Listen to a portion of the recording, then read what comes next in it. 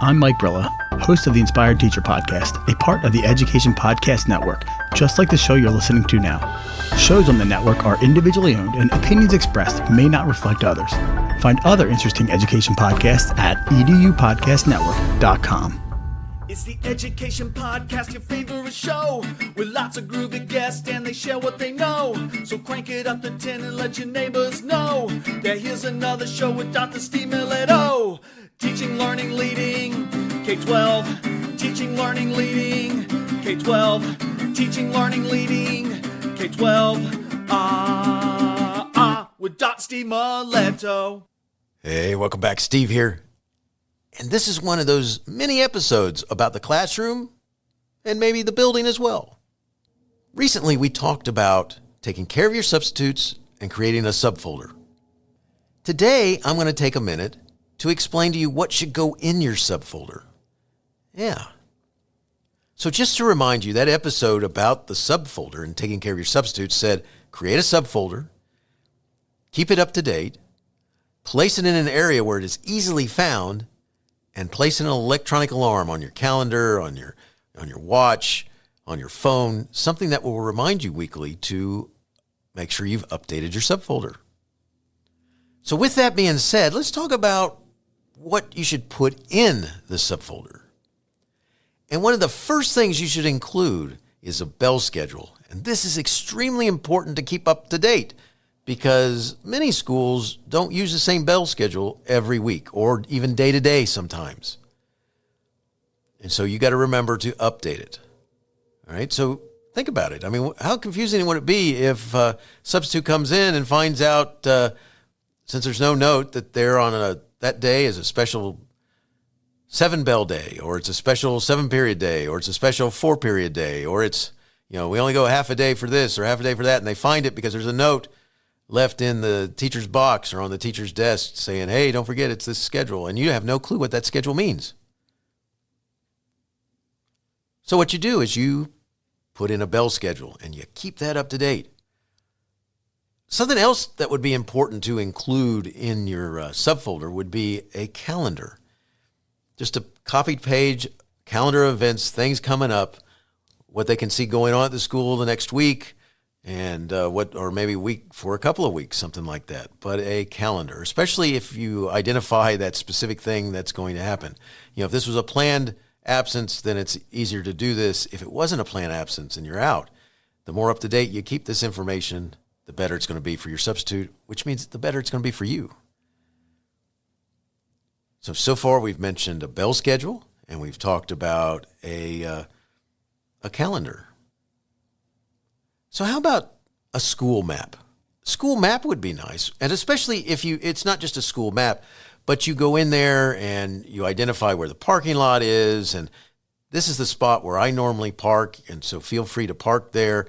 Otherwise, if you park anywhere else, just make sure you don't park here. I visited, I was working with a teacher in elementary school, and I found these really cool parking spots that were really close to the exits. And I thought, that'll be a great place. And I'll be able to get out of here early when it's time for me to leave. I should have asked somebody about why those spots were open, because that was where the buses pulled, and they usually came on site about an hour before the kids came out. And therefore, I was stuck in this parking lot until they were completely gone after school got out. So, yeah, you add that up. It was I was there for an extra hour and a half, 2 hours after waiting on the buses to leave. But so on the school map, you got to identify where they could park. You could identify on there where the adult restrooms are, where the cafeteria is, where the kid restrooms are that are closest to your classroom. Yeah, because then that way you know where the kids are supposed to be going if they ask to use the restroom. That way you know where you can use the restroom when you need to, when you have that break during the day. A couple other things you got to identify on that map. This is the front office. This is the nurse's station. This is the cafeteria manager's office, and this is where you send the daily count to, something like that. So far we've mentioned bell schedule, we've talked about a calendar, and we've talked about a school map.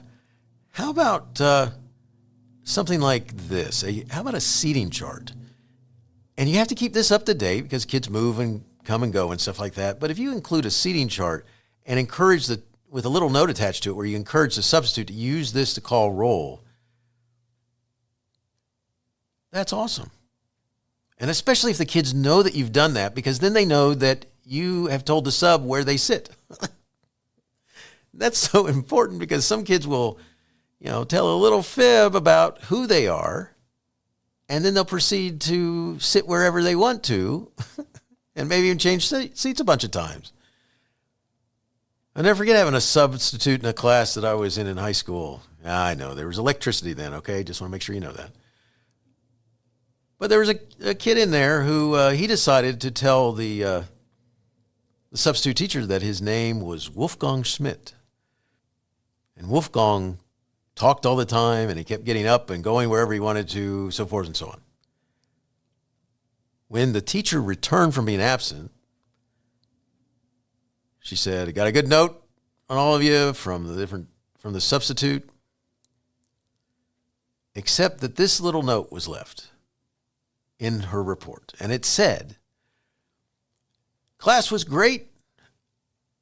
In one class, I had this difficulty." I don't remember what class period it was, but it said there was a student named Wolfgang Schmidt. Couldn't find him on the roster, but he swore up and down his name was Wolfgang Schmidt.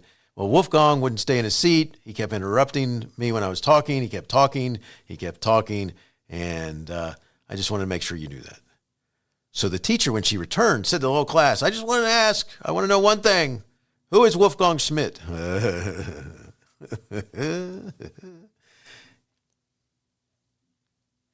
Nobody said anything at first, but you could see people looking at each other because he was part of this little crowd that, you'd be happy to see him get in trouble. He seemed to always get by with things, and especially that little crowd, but not in this class. And you could see people contemplating, should I turn him in? Should I turn him in? I think someone nudged him, but finally he stood up and said, "Oh, I'm sorry, I'm Wolfgang Schmidt." And she said, "I want to see you." And they had a conversation, and she did whatever she did.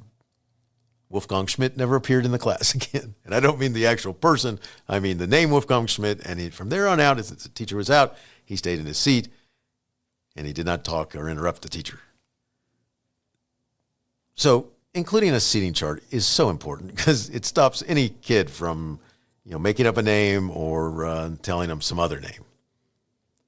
And it makes it easier on the substitute teacher to start learning the names of the kids that are in that classroom. And that's one of the things I teach in my class for substitutes is the sooner you get to know the kids, the better off you are because they realize you know who they are. So we've talked about having a bell schedule. We've talked about having a calendar. We've talked about a school map. And we've also talked about a seating chart. Well, hopefully this is giving you ideas about what you should include in your subfolder. Because the next thing I'm going to mention is if you have specific procedures for how to do things, that would be so important. For example, procedures on if a child needs to use the restroom, how do they go about doing that?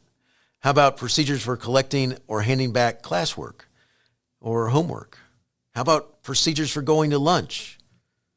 How about procedures for ending the day? How about procedures for handing out technology and collecting it? Yeah. So if you think about procedures as how we do things, so how you do things in the class, if you include lists of those or information about those procedures that you have, then the substitute can follow those. Because the kids have already learned how to do that. And so it not only does it make it easier on you, because procedures are how we do things. Routines develop out of procedures. If that's how we do it all the time, it becomes a routine and the kids are used to it. So even if there's a different teacher in the classroom, they should recognize that this is what they're supposed to do when they're doing these things. So the next time we talk, I'll go into more details about procedures, what they are, and a little more specifics especially about restroom and starting and ending the day. Just remember, keep taking care of your subs and make sure you place that all important information in that subfolder and keep it up to date so that the substitute has a great day, the kids have a great day, and you get a great report. Thanks for listening. Have a great day. Hey, you have been listening to Teaching Learning Leading K12, a podcast to help you help kids achieve their dreams. Teaching Learning Leading K12 is a member of the Education Podcast Network. Podcasts for educators, podcasts by educators. Teaching Learning Leading K12 is a member of the podcast network based in Canada called Voice Ed Radio. Voice Ed Radio, your voice is right here. The opinions expressed on Teaching Learning Leading K12 are those of the guests and host. Teaching Learning Leading K12 is intended to share ideas, advice, and suggestions. Teaching Learning Leading K12 is produced for educational purposes. Hey, thanks for listening. It would be awesome if you visited my website at stephenmiletto.com and connected with me, left a review, and listened to more episodes. And by the way, you could also share it with your friends, with your family, and your colleagues. Thanks so much. You're awesome.